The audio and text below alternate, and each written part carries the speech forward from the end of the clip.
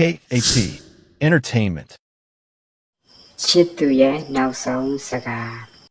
ဆေးရုံခန်းထဲကဖြူဖက်ဖြူရောအလင်းတွေကြားမှာမိုးသက်လီပြင်းလိုနာကျင်စရာစကားတခွန်းကြံရစ်ခဲ့တယ်။မင်းကိုပန်းချံတစ်ချံဒီဆောက်ပေးရှင်နဲ့ဒီစကားနဲ့အတူ9နှစ်အကြာရှစ်သူကိုဦးမေစီမိတ်သွားတဲ့အခါမမီမီရဲ့လက်ထဲမှာကြံရစ်ခဲ့တာကပန်းချံဒီဇိုင်းဆန်ရွက်တရွက်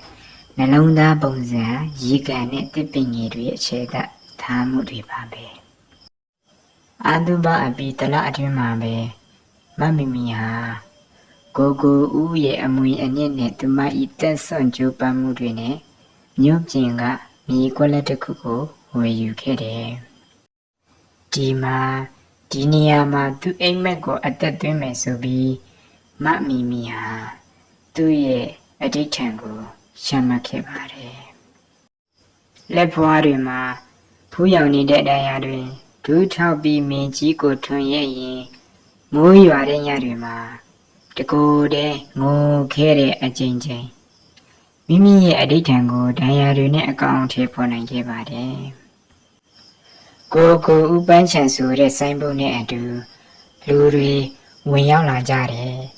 နှလုံးသားပုံစံရေကန်ရဲ့အလေကရွှေအောင်ပန်းတွေခြံစည်းရိုးမှာတွဲလောင်းကြနေတဲ့မန်စီချွေချအိုးတွေစားတဲ့အရာတွေနဲ့မိမိပန်းချံကိုအကောင်အထည်ဖော်ခဲ့ပါတယ်။တနေ့တော့ကလေးတစုကမေးတယ်ဒီပန်းချံကိုဘာကြောင့်လှုပ်ခဲ့တာလဲအန်ဒီမမီမီကပြုံးလိုက်တယ်အန်ဒီချစ်သူနောက်ဆုံးမှတော့မပြီးနိုင်ခဲ့တဲ့အိမ်မက်ကို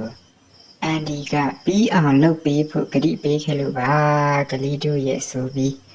ဝမ်းပန်းတတနဲ့ပြန်ဖြီခွင့်ရခဲ့ပါတယ်အခုဆိုပန်းချံကနှစ်ရှိပြီးရှိသွားပြီမမီမီရဲ့သပင်တွေမှာငွေရောင်တွေစတင်ရောက်လာပေမဲ့သူမရဲ့မျက်လုံးတွေထဲမှာတော့ကိုဦးရဲ့စကားသံတွေအမင်းရှိနေစေရှင်သန်နေစေပဲဖြစ်ပါတယ်တညမှာပန်းချံတွေကတစ်ပင်တွေရဲ့အရွက်တွေကြားကလင်းရင်းနဲ့အတူသူမကြားလိုက်တယ်ကျေးဇူးတင်ပါတယ်ချစ်သူလူတိုင်းဟာမမီမီလိုပဲချစ်သူအပေါ်တန်ဖိုးထားက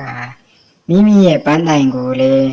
အောင်မြင်အောင်လှုပ်ဆောင်နိုင်ကြပါစေအဆုံးထိကြည့်ရှုနားဆင်ပေးတဲ့အတွက်အထူးကိုကျေးဇူးတင်ပါတယ်